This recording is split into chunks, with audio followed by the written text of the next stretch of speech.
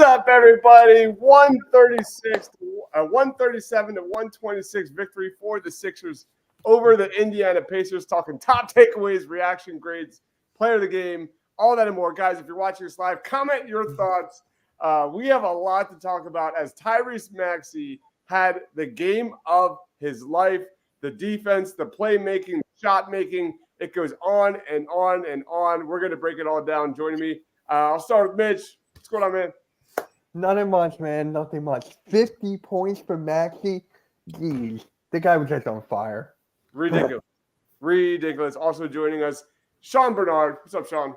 Yeah, I'm pretty speechless after this one, so I'm going to have to do my best to kind of muster it up here. But, yeah, what an incredible game. What an incredible performance. I just can't believe that Tyrese Maxey is a Philadelphia 76er, man. Special kid. That last step back three, man, I can't even. Unbelievable. Also, and the blocks. We're going to talk about the blocks, yes, man, as well. And then my man, Tiago. What's up? What's up, man? Chris, I love getting to talk about Daniel House, so if you're going to talk about Max. You're talking about Tobias Harris looking like old school Tobias Harris. No, we're not going to talk about that. We'll save that for another show. But my God, let's jump into Tyrese Maxey. 50 points, plus 17, 20 of 32 from the field, 7 of 11 from three-point range, 5 assists, 7 rebounds, 3 blocks. And I was making kind of tongue-in-cheek tweets about how many blocks this guy has. He has more blocks than Nikola Jokic, OG Anunoby. The list goes on. John Collins. Anyway, I'll throw it to you, Tiago. What was your thoughts on Tyrese Maxey? I mean, the thoughts are endless. I think the main thing that comes to my mind is when I've watched Tyrese Maxey for obviously now 3 years, I've always had the feeling that he has played the game with one gear less than he's capable of. And I think that watching him tonight, it was my first time when I was watching him and just thought to myself, this guy is now in full gear. And I don't mean just speed. I mean realizing that you're the best player on the court and just taking ownership of the offense, the scoring, the playmaking. I thought that, we hear a lot about Nick Nurse say, he wants Maxey to be more aggressive. And I think that is what Nick Nurse envisioned. I put a clip on Twitter after the fourth three-pointer of the first quarter. Nick Nurse kind of gave a look like, oh my God, this guy has arrived. It's remarkable what we're watching. This kid is trending towards MVP level stuff. That's basically what we've been watching through the first week and a half. Again, it's projecting it out, but it's remarkable. So yeah, there's a lot to talk about for sure. Yeah, you wanted to see this guy develop as a point guard this season. He's top 5 in the NBA in assist to turnover ratio. You want to see this guy grow as a defender. You see the blocks. He held Cade Cunningham, Killian Hayes to 3 of 16 from the field against the Pistons. The growth is there, Sean. Yeah, I mean zero hyperbole when I say this is the fastest or the most growth I've ever seen out of a player in this period of time. From where he started to where he is now, from coming into the NBA, and there's obviously a ton of circumstances that surround that with the Ben Simmons, James Harden, Doc Rivers, the hurdles that he had to clear with it. But still, the fact that he is this guy, and it's very clearly legit. Sometimes you can see there's statistical outliers where guys are hitting shots that won't. It does not feel like that whatsoever. Maxey, everything is clicking with his game. The way he's able to balance the separation that he's creating off his step backs and drags and all this series of moves, and then just his feel for the game. He had one pass early, which ended up as a turnover for him tonight, where he threw this wraparound pass to Paul Reed that ended up bouncing off Paul Reed's leg. That was that's a super advanced read to just even see that, and then to execute on it in a way that Paul Reed should have caught and finished is so impressive. And defensively, the blocks that you brought up, those are high-level instinct plays, and the timing on those are so perfect. He's got 9 blocks on the season. That's over a block a game for a guy 6'2" or whatever he stands at. That just does not happen. All these things coming together is so impressive. I could not be happier for Tyrese Maxey. He's just the man. He's just the man. Someone's been working out with Jaden Springer this summer, I guess. Yeah, for real. What about you, Mitch? We'll get to some comments after. Just incredible. I was live streaming the game, and there was people in my chat that Maxey was going to go for 40 plus. And I'm 30 maybe. I couldn't go as high as 40.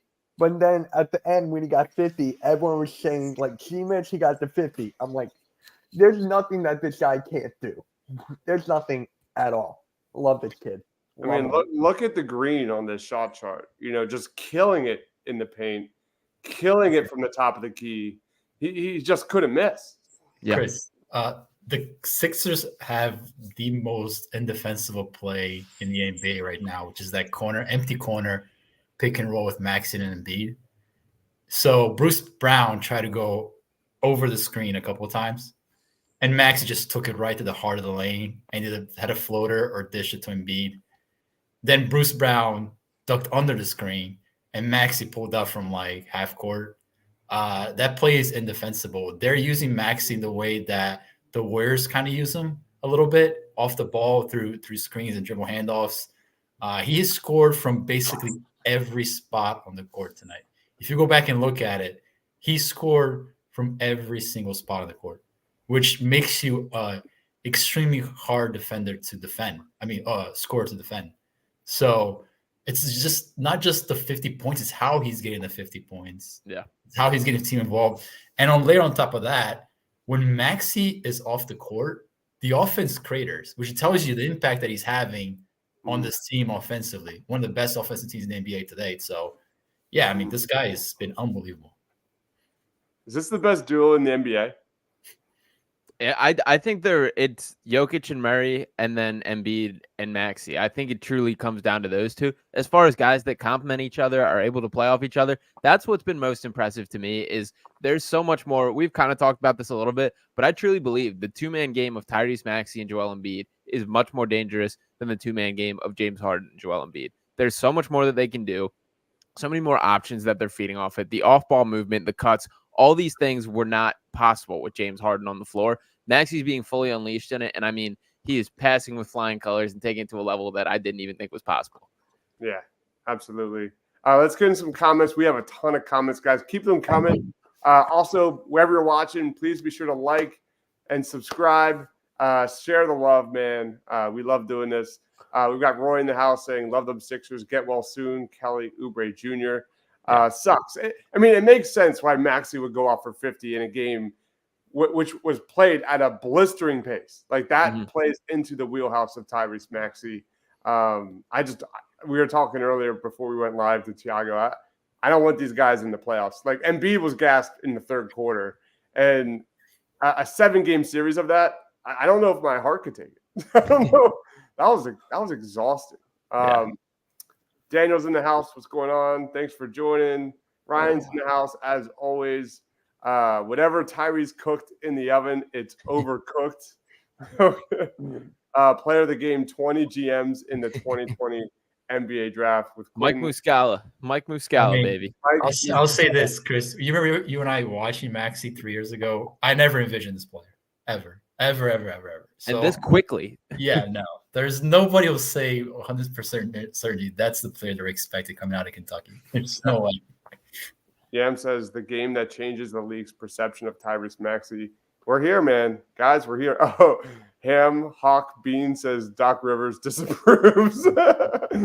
Ryan says Sixers could have had Tyrese Haliburton for Ben Simmons, which was fun because this was that was the matchup, the Tyrese versus Tyrese. And Haliburton kind of had a quiet 25 points. I thought he was excellent for the most part. Yeah. But sure enough, Maxey prevails. Would have taken the ball out of his hands if we drafted or traded for Tyrese Haliburton. Let's not go there. Maxey's the closer. Let's we're talking about the best game of Maxey's career, but Harden. I thought he had a really good game again. This will be remembered as the Nick Batum trade. He's the best 34-year-old to come out of that deal. Yeah, he just fits the offense in the way that I think the Sixers need. He's an extremely smart player. He was flashing some plus passing skills today, something that Oubre doesn't really bring offensively. He's a presence on the glass. They had him on Haliburton to start the game and for most of the game. I'm not sure that was the right decision, but you can tell his size bothered Haliburton a little bit. Mm-hmm. So I think he fits the offense from a starting standpoint. I think it's wild that the Clippers just dumped like 3 role players in that trade just like that. I mean, I just don't get what they're thinking. I don't. No one gets it. No one gets it. For me, remember a guy by the name of Shane Battier when he played for the Spurs? He reminds me. Nick Batum reminds me of Shane Battier a bit. I like with the defense and shooting. Yeah, it's a good comp there. I like that. And I think Batum's, even to Tiago's point, a better passer. That he's a really good connective passer. And that when the Pacers tonight switched into full court press and we're trying to trap Maxey, Batum was huge in just getting the ball up the floor, making sure that all flowed, and just having a guy that's capable of like stepping up into that role in the flow of play is super huge. So yeah, he's like a pretty perfect basketball player, just as far as making all the right decisions, always being in the right spot, and he competes on both sides of the floor too. Like I think he kind of took the Haliburton challenge pretty personal, which I love to see. Chris says 2 days till the in-season tournament, game 2 against the Pacers. Yeah. Anthony's in the house. What's going on? It's in the same building, different court. Yeah. What are your thoughts of the in-season tournament court display release? They can tone down the color like 50%. It's not for me. It's not for me. Tone down the brightness. You know when you're watching TV and you're like, that's a little too bright. Yeah. Or your iPhone, I could take this down 30%. Absolutely. Tay says, I guess Maxey figured out how good he really is. Maxey and Embiid, best duo in the game so far. Love it. Absolutely. Even Daniel House Jr. got into the game. They had to run. I don't know why, but he did. I was shocked. I was like, wait, Daniel House? He had a great. I mean, you can't put Furkan in that. I mean, that was just weird. House hit a 3. He broke out the Archer celebration right at the Pacers bench, which I appreciated. He's still Daniel House, still does his madman things. Oh my gosh, God, there's so many comments. Keep them coming, guys. Keep them coming, guys. Again, like, subscribe wherever you're watching. Ryan says, I love Shane Battier. He was my favorite player on the Spurs. You can thank Harden for the Sixers winning the championship. I'm still not going that far yet. Thank you, Drew Handlin. Yeah, big facts there. Oh, my God. Batum equals brains under pressure. And Prince says, let's go, greatest duel in the league. Let's jump into Joel Embiid, who probably had the quietest game of his career here. I mean, I thought he was excellent yet again. Embiid finished the game 37 points, 13 boards, 7 assists, just 3 turnovers. But what my takeaway is just how active he is at rebounding the basketball. 8 freaking offensive boards in this one, man. I'll start it off with you, Mitch. What were your thoughts on Joel Embiid? I was just like, where's Embiid? I know he was getting the points, he was getting the blocks. He was just doing everything Embiid does, but he just got outshined by Maxey. Like, the shots are here. He shot okay, I guess. Shot okay. Yeah. What about you, Tiago? Yeah, I think a game like Indiana, right? You said it, Chris. They're running up and down the court. What I usually look for from Embiid in this type of games is how is your energy level like? How is your conditioning down at the end of the game? I thought his energy level was fantastic, especially against teams that don't have high pedigree. We've seen Joel take these games off in the past. He was tracking down loose boards. He was running back in transition. Rim protection was, again, fantastic. And if you guys noticed, he didn't go back in until about 4 minutes left in the fourth quarter. Yeah. So I think that's huge. Again, it's mostly just Maxey doing his thing. But to be able to have him not play for the majority of the fourth quarter in what was like a 5-point game for most of that quarter, and have him come back and have him with fresh legs and impact the game late, I think that's huge. I mean, I think you talk about a guy who wants to play for most of the season this year. He's gonna have to have games where he's just not gonna be that forceful offensive player, and he didn't have to be tonight. So I thought it was a perfect Embiid game, man. No complaints at all. And like one of the things that's been the Achilles heel for the Sixers are those minutes with Embiid off the court. And I feel like I'm going to rewatch this game, but like I feel like in the times when Embiid was off the court, especially in the first half, the Sixers, I think, even extended the lead. They did, yeah. Which is not typical. So even though like the Sixers bench needs to be better, Kelly Oubre, he'll be off the bench. It'll be fine. And a big nod of that is Paul Reed. I mean, we're not talking about him now, but he was a madman on the offensive glass in the fourth quarter. a madman. So yeah, he gets a huge nod too.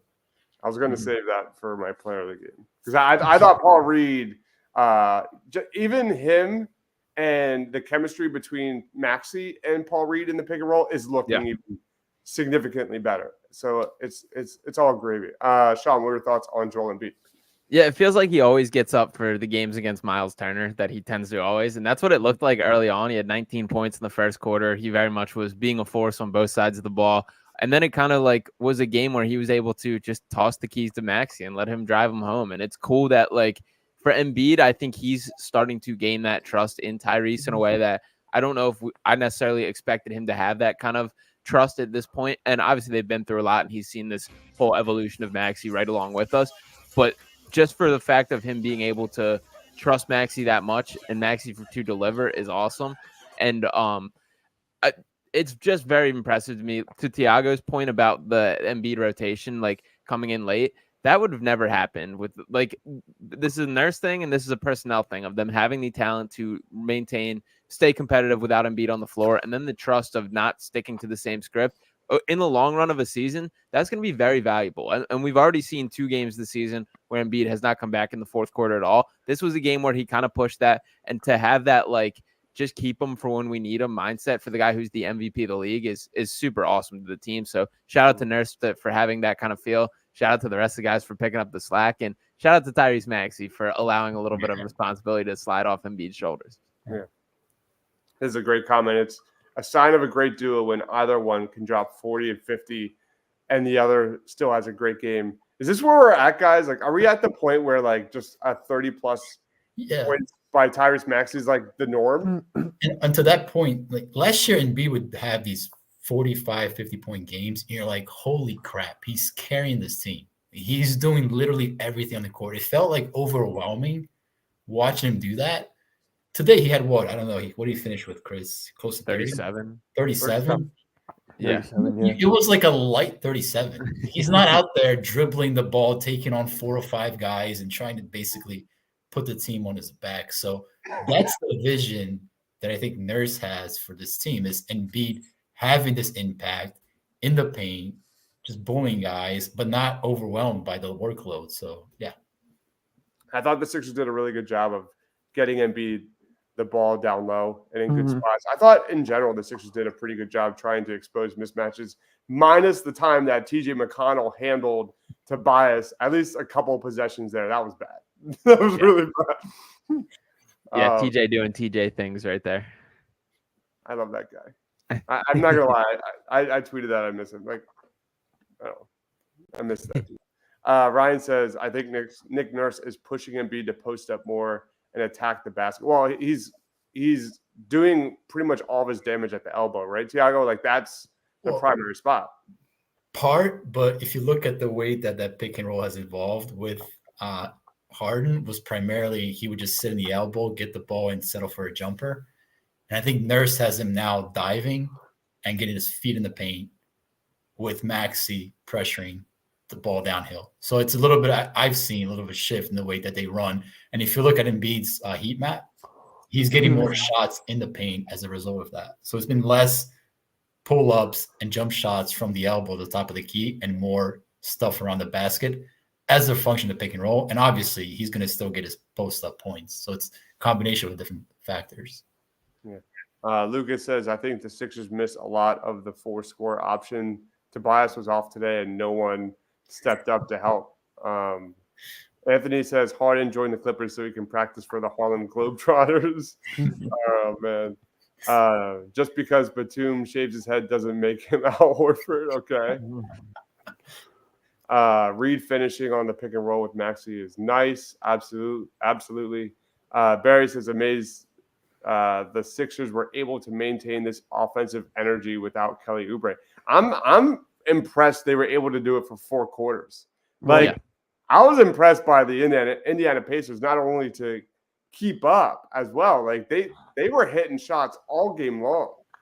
This was a back and forth game for pretty much the entire duration. Anthony says Maxey scores 15 straight. Tobias, let me cook. I think Tobias, to be fair, Tobias did have 6 points at the start of the fourth quarter that were pretty big. We're gonna keep the vibes high. We're not gonna talk about Tobias tonight, right? Yeah, please. Can we not? Outside of that, he was god awful. He was absolutely. horrendous. We were due for a Tobias Harris bag. Yeah. We were. Yeah. Yeah, we were due for that Tobias Harris killing the shot clock. Not scoring on smaller defenders. Oh man. So here's the thing, Chris. When you have Oubre out there scoring 20 points a game, Tobias, you can do your thing and everything is going to be gravy. You take 20 points off the court. Now you're asking for Tobias to elevate his game a little bit. And right. You can tell just hits that ceiling every time. There's no next level, man. Right. And there will never be a next level with Tobias. So it goes back to they're going to have to figure something out with that roster, man, because he cannot be the third guy. I'm going to lose my Absolutely. Steven says, I think we can all agree that we can't have TJ and Rocco concurrently on the roster again. That was kind of fun. That banter they had going back and forth was fun, man. I had a good time watching that. Back in the process days. Haliburton and Maxey are the future East All-Star backcourt. Is this like the appetizer here? Like Tyrese Haliburton versus Tyrese Maxey for the next 10 years? Yeah, I've been making the push for like All-Star season for Tyrese Maxey this year. I think he might be in the All-NBA discussion when things are said and done. Like, are there 3 guards playing better than Tyrese Maxey in the entire NBA right now? As of now, I think that answer is definitely no. And I get we have plenty more basketball to take in this season, and that can change. But, like, I really do feel this is here to stay. This is legit. He is that dude. And sure, there'll be nights where he's not going to score 50 every night. We're not going to pretend like that's the case. But just, like, this growth, this leap, he's that dude. Like, it's time to start recognizing he is a star in the NBA, and he's not going anywhere for a long time, and it better be in a Sixers jersey. So I'm going to read off the point to your point, the third team All-NBA guards from last year. So it's De'Aaron Fox and Dame Lillard. Is Maxey playing worse than either of those players this year? I don't think so. No, definitely not. Definitely not. Yeah, the bar, if that's the bar to meet an All-NBA team, he's absolutely an All-NBA player. Mm-hmm. And that'll come with a pretty penny for right before the extension this offseason as well. Yeah. And then you're forgetting about Luka, though. Luka is definitely up there for what he's doing. Well, he's first team. I'm not putting Maxey there. Okay. But third team, absolutely. He's in the discussion for sure. Yeah. Absolutely. Oh, yeah. I would say third team for sure. Yeah. He's not a system player. He's the system. Nick says, who's going to tune into the next episode of B-Ball Paul's pod with Nick Nurse? RB is just killing it. I sent you that. Yeah. Yeah, that's so amazing. Just, again, we've said this before on other shows. Shout out to RB for killing it, man. Congratulations, everything. Tyrese versus Tyrese for 10 years. Yes, please. I have a ton of both of the rookie cards. Anybody else have any other takeaways before we get into player of the game? Nothing too heavy. I'll just real quick to the pace. Like, this was a very uncharacteristic Sixers game as a whole. This is what the Pacers do, is they just turn up the pace of play. They're quick with everything. It was cool to see the Sixers match that. And it took a variety of guys, but like, this is very easily a team that you can fall apart to. I think the Pacers aren't being recognized as legitimate as I kind of think they are. Like, I do think there'll be a playoff team and a lower seed, but they're going to be a team that gives other teams issues on a night-to-night basis. So I thought it was cool that the Sixers were able to reach that level, match that pace, and ultimately come out with the win. So cool to win in a way that is very uncharacteristic for the Sixers team for sure. Yeah.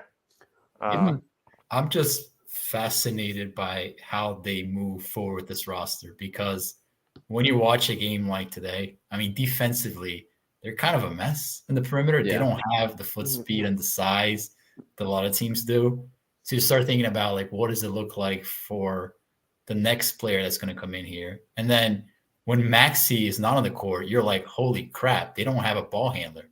So how they approach the trade, right, that everybody expects, a trade, it's fascinating to me, because I go back and forth. Like, using the 2 names we'll probably be using for the next couple of months, OG and Levine. You can make a case that they both have roles on this team in some capacity. So every time I watch them, I'm watching from that lens, and I'm just thinking, like, what do they need here to complete the puzzle? And I go back and forth all the time. Thiago, there's a narrative that they don't need a star. Like, there's a narrative that they just need depth and just continue to run Embiid and Maxey. So I consider like OG depth. Oh, I don't really? consider OG to be an all-star level player. I don't think they can live with the Robert Covingtons, Nick Batum's level players. I think they need to step up beyond that. Perhaps Levine is a little bit too high, but I think OG is kind of like that level player that you need. So Yeah. I don't know. That's how I see this. I think the shift has become like Tyrese Maxey and Joel Embiid are the main pieces. Those are the feature pieces. That's who everything runs through. We're looking to a third piece to add to that, not necessarily like Joel Embiid's running mate, which I think some of us thought that would be the search, and that was when they originally got Harden, all that stuff. So Maxey's ready. This is his team just as much as it is Joel's. So we're looking for that link between them to tie things together, which I think, like, if you had asked before this season if that was going to be the case, I don't think everyone would have been as confident about that. So once again, this is a testament to Maxey for continuing to get better, and the Sixers are at the better for it. Yeah. And one more thing, the offensive rebounds were key for the Sixers today. They completely won that battle. And I'm like, where was this all season last year? Like, it's just so amazing. We're actually crashing the offensive boards. We're actually doing something on the offensive side. Coaching matters. It really does. Like, wow. 23 offensive boards tonight. And as a whole, they out-rebounded them 54-32. What? Yeah. What team is this? I don't even know what I'm watching anymore. Like, crazy. That's all. That's terrific. But yeah, Princess Coach of the Year for Nick Nurse. Rocco triggers my pre-processed PTSD every time. He's been playing well, man. Come on. I like Rocco. I'm biased though. Play-by-play with JJ says Maxey and Embiid are arguably the best duo in the NBA right now. 21 offensive boards. Absolutely crazy. We've got Phil from Trending in the AM says Doc Rivers had Maxey coming off the bench. I mean, people thought he was going to be the sixth man of the year when they did that. Doc Rivers had him sitting in the corner like his PG Tucker. Doc Rivers played him in the dunker spot for a bit. Right? It is the laziest coaching that you will ever see from Coach. Blaze Radio says with Nick Nurse and no James Garbage, we have a better system. No question. No question at all. Chemistry, the hustle, the energy is just 11 out of 10 right now. It's so fun to watch. If you're not bought in by now as Sixers fans, like, I don't know what else they need to prove, to be honest. Like, this is incredible. Sixers fans says, I know people want the Sixers to make one more move, but do they really need to? That's been kind of something being thrown around a lot. Caruso from the Bulls is definitely on a short list. Would love, but I don't want to give up a first-round pick for him. Like, we just got first-round picks. I'm not giving it for Alex freaking Caruso. Yeah, and that Clipper pick swap is looking juicy, man. That is looking way juicy. It really is. That thing is about to blow up. So yeah, that thing holds way more value than probably they expected when they made the trade. We were right about Doc. I'm like just tired. Just don't even bring up that name again. I'm not even watching ESPN basketball anymore. Yeah, he held this team hostage. If that's like the biggest takeaway this season. Sixers Digest, I'm going to need to borrow Sean back after this game. Shout out, Casey. And comments are wild, man. This game further incenses me with Glenn, like internal Tiago level anger. I just got to the point last year I was just resigned to the fact that they weren't going to win with him as a coach. They weren't going so I went from utter anger to just feel like they just got to move on. And thankfully they did. Yeah. We haven't had that fourth quarter Nick Nurse at the back of the bench doing this. Come on, guys. Come on, guys. That's coaching for you. That was great coaching. Playing with JJ, that was incredible because they did it without Oubre.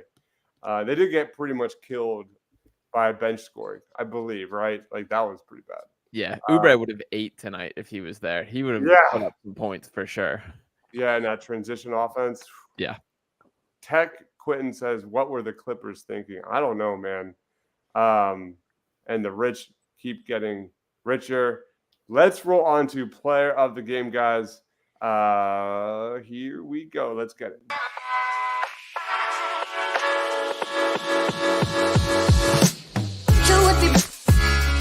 Got a little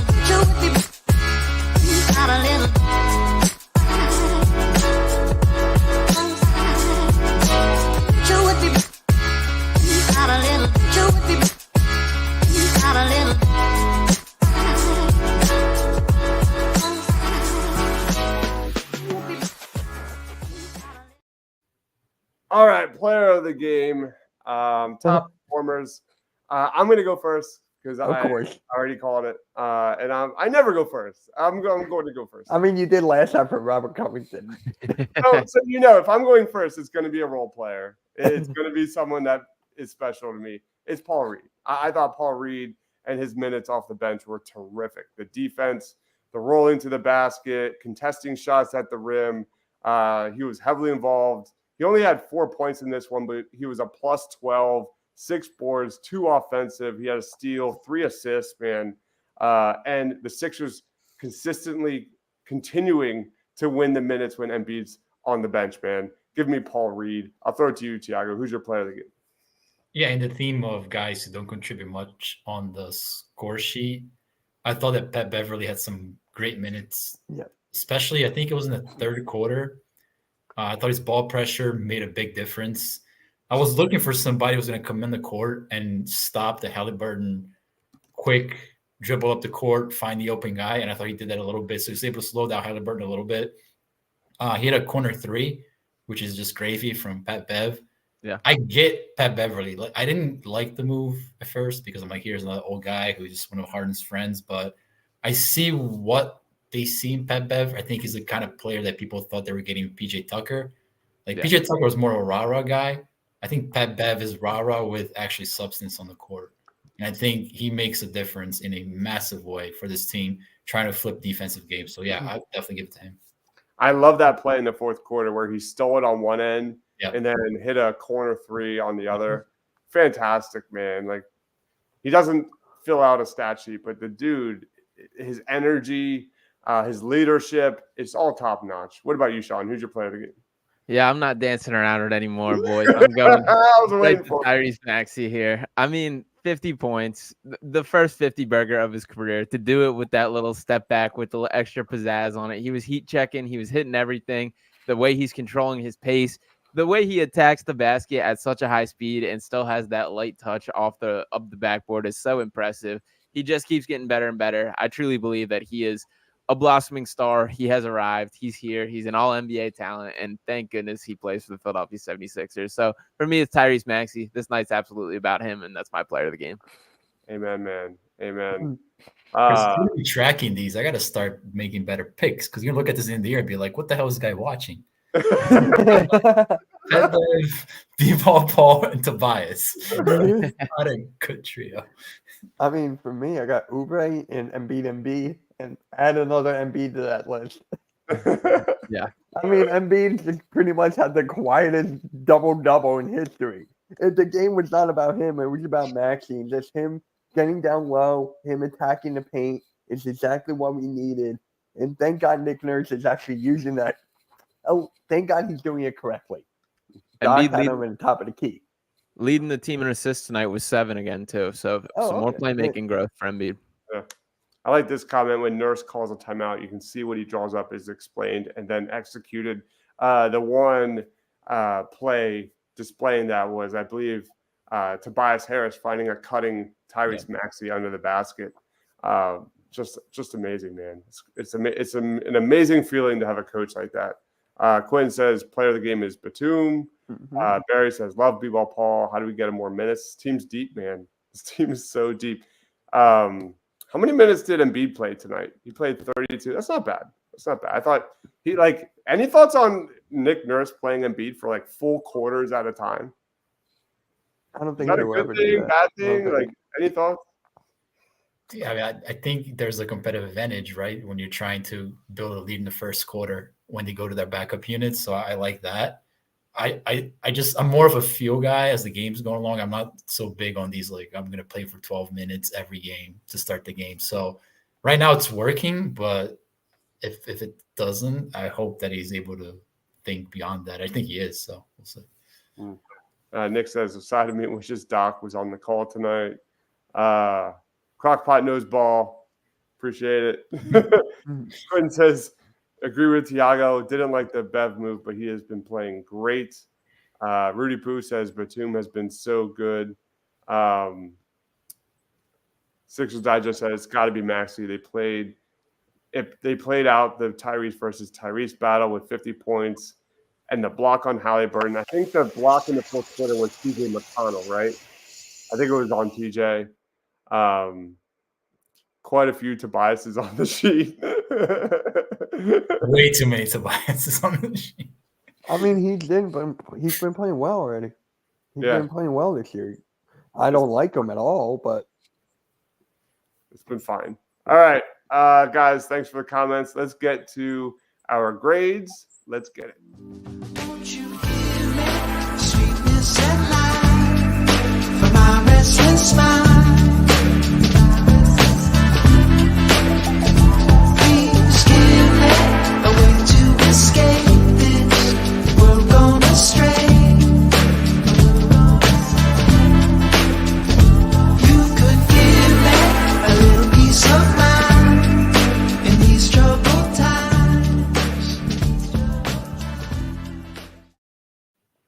All right, grades. Sean's back. I'll throw it to you, Mitch. How would you grade tonight's performance? I'll just give it an A+. I mean, this game was just great on both sides of the board.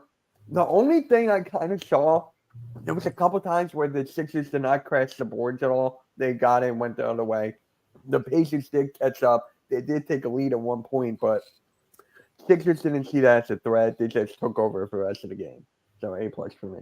That was my concern in the first half, was that like Embiid and Maxey were so terrific, but they were playing Pacers style basketball a little too much, but they pulled it out. All right. A+ for Mitch. What about you, Sean? I'll go B on this one. There were some moments defensively. Whenever you're giving up that many points, that it's a little concerning to me. But for the most part, I'm very happy. It's tough to be down when Tyrese Maxey's dropping 50 points on the big screen. But yeah, they found a way to win in a way that they usually don't. So I like that about this team. I like that the Sixers team is showing that they can win in a variety of ways, which I felt has not always been the case. I'll give it a B for tonight just because I would have liked them to kind of dictate the style of play a little more than they did in this matchup, but they ultimately won it, so I can't complain. All right. What about you, Tiago? Yeah, there's no way I'm going to name their defensive effort. Not effort, but their defensive form was poor. Yeah. And I'm a little bit concerned about their defense as a whole. I would like to see more of Paul Reed playing with Embiid. We talked about that a million times. Nick Nurse talked about that. We haven't really seen it. I think it's the kind of game that Springer should have played. Didn't. I don't know why he's already getting relegated to the bench. But again, big picture, they destroyed the Pacers offensively, and that's really what set the tone. So I give it a B. All right. So we'll average that out to a B+. We'll do a B+. All right. That essentially wraps up the show. I'll throw it to you, Sean. Plugs, final thoughts on the 8th straight win by your Philadelphia 76ers. The hottest team in the NBA. So yeah, this team is awesome. Team is awesome to watch. We're gonna keep doing it. You can follow me on Twitter at Sean_Bernard1. Also, to make sure to check out some of my work on Sixers Digest. We got some short form content coming out there. Dropped a video earlier today talking a little bit about the Kelly Oubre situation, and we will have plenty more gushing about this version of Tyrese Maxey that is in front of us. You can also check out Pick Swap Media for some of my podcast work over there, and catch me on the Fox 1025 The Gambler airwaves. We'll be dropping an episode of Picks and Roll with Sean Brace tomorrow, so make sure to stay posted for that. All right. That is Sean Bernard. What about you, Tiago? Final thoughts, plugs. You can find me at Tiago PHL on Twitter, X, and put an article last week about Tobias Harris against my will, but I did write about him. Wrote about Jamal Murray, wrote about the Pelicans. Probably writing something this week. Been watching a lot of Magic. Think Jalen Suggs is a star in waiting. Mm-hmm. Like his game a lot. So write about that. Yeah. All right. What about you, Mitch? Yeah, this game was a really fun game. There was a couple hiccups here and there. That's pretty much it. So you can find me on Twitter at Mitch Coxey, YouTube Mitch Coxey, Hardcore Sports Network. Maxey video right after this, so stay tuned for that. All right, guys. Thank you, everyone, for watching again. Last time, please be sure to like this video wherever you're watching. We're on multiple platforms right now. We will be back, I think, Tuesday, right? Tuesday night? Yep. Against Pacers again. Yep. Oh, my God. In-season tournament, the court is changed. All right. Sounds good. So we'll see you for that. He is Mitch. He is Tiago. That is Sean. We'll see you on Tuesday. Stay awesome, everyone.